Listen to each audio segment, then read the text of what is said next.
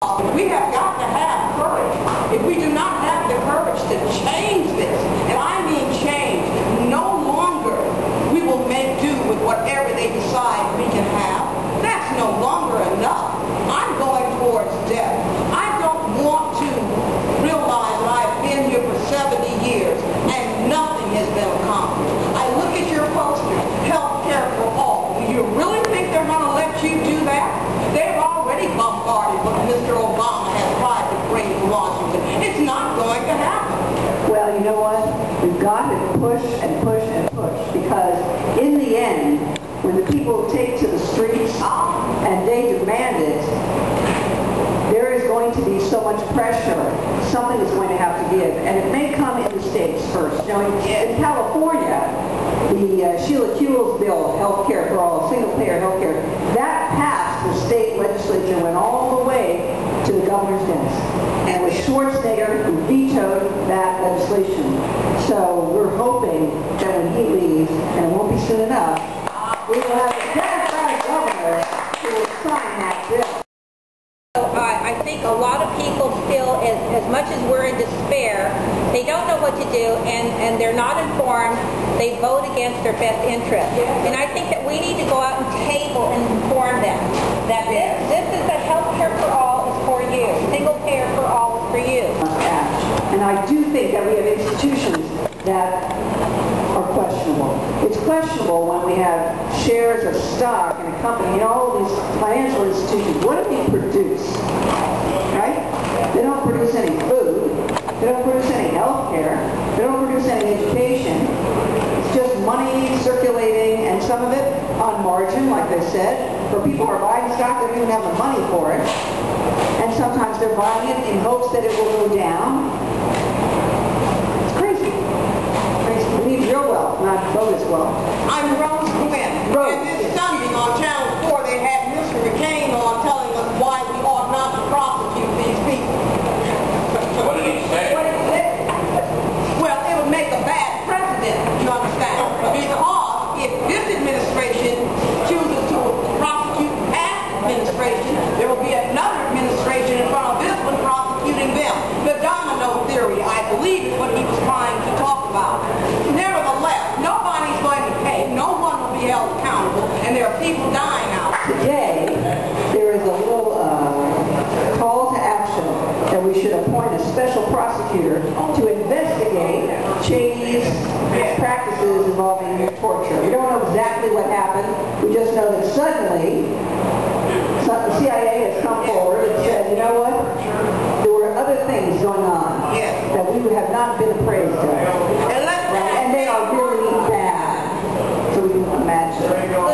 Yes, let's ask Jane Harmon. Let's ask Jane Harmon. What she knew and when she... What she knew when she... Well, we know that she was briefed on the warrantless wiretaps, and that she was publicly defending them. That's why I decided to run in 2006, because I saw her on television, and she was blasting the New York Times for having reported on the wiretaps. Now, the New York Times held that story for a long time, because she went and asked them to on the eve of Bush's re-election. So we know she was briefed about that. Right now, a lot of journal articles are written by physicians who either have a financial interest in the company and the product that they're writing about, or who have a consulting arrangement. Is that what happened with the UCLA meeting that we had 2 weeks ago?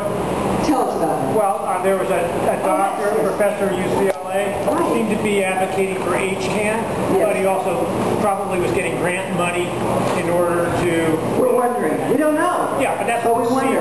Yeah, because right here a lot of us support single-payer health care. The public option, well, maybe they'll make it stronger. But right now, if you read the analysis in the Congressional Budget Office that they put out, they said at the end of 10 years, this public option is just going to funnel a lot of money back to the insurance companies. Taxpayers will subsidize, so that people who can't get insurance from the insurance companies can then use the public option. So the insurance companies will have mandated insurance just like driver's insurance. And then at the end of 10 years, we'll have 36 million still uninsured. Right now, they're 45 million. One of the greatest things San Pedro has is the free clinic. Now, I don't think anybody in here has had to use the free clinic except me, but they saved my life. And I think that is a perfect model for what we want in health care. We want health care that is good. We want doctors that are competent. We want to be seen. And we don't want to be overcharged. And we don't want to have to go out and buy medication that is too high and we have to choose between feeding our families and buying the dose. But the San Pedro Free Clinic is one of the most outstanding examples of what health care could be in this country if someone would allow it to happen. People, Labor Task Force for Universal Single Payer Health Care. And we're pushing for it. My union is pushing for it. The teachers union, UTLA, is pushing for it. There are a whole bunch of people out there pushing for it. For Democrats. Single payer. Yes. Both HR 676 and Mark Leno's SB 810. But how many Democrats in Washington that are tied into the pharmaceutical companies? You think how many? You know, both of them are playing out today. And them blue dogs, they're saying, you know, we're going to die. Yeah, okay. What obviously is going to happen, HR 676 is going to be a struggle. But with SB 810 here, California will lead the way, just as we do with the CAFE standards, just as we do with clean air standards. Rest assured, we're building momentum there. Okay, California will lead the way. And one of the Just on to a senior discussion group that meets in Torrance on Friday in the afternoon. And I'm telling you, you hear so much incorrect information. It's enough to totally nauseating. Yes. So what I would like and urge people, I'm retired now and I belong to the union, the community college AFC guild. So I'm really, all for anything that allows ordinary people to have all the benefits that I have. Yes. Including good pension and, good medical benefits and so on. But if you hear the misinformation, most of these seniors, not all of them, are very conservative, and all they hear are the Republican talking points that are enough to make anybody bark. And then every time we talk about single payer and that we're all for it, we have somebody that's from Canada, and he talks about how great their system was. I've given personal documentation of when I was in London and my daughter got sick, and we could go to a clinic anytime, any day, any hour, and we were non-citizens, we didn't pay into the tax, and we would be seen by a doctor. And it wasn't like you had to wait at Harvard General Hospital for 10 hours. We could have walked in less than 20 minutes and get treatment. So what we need to do is form a truth squad. Because there is so much, I don't want to use more than a word, but BS about you're going into socialized medicine, you're going to get ration care, you're going to have to wait 10 months to get an appointment, and all of this other crap that is going on there.